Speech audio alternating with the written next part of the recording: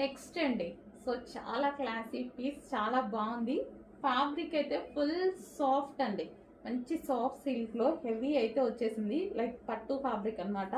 So మనకి ఇది వచ్చేసి సాఫ్ట్ పట్టు ఫ్యాబ్రిక్, అండ్ ఇది వచ్చేసి మనకి బార్డర్ కూడా 3/4 హ్యాండ్స్ విత్ బార్డర్ అనేది ఈ విధంగా ఇచ్చారు.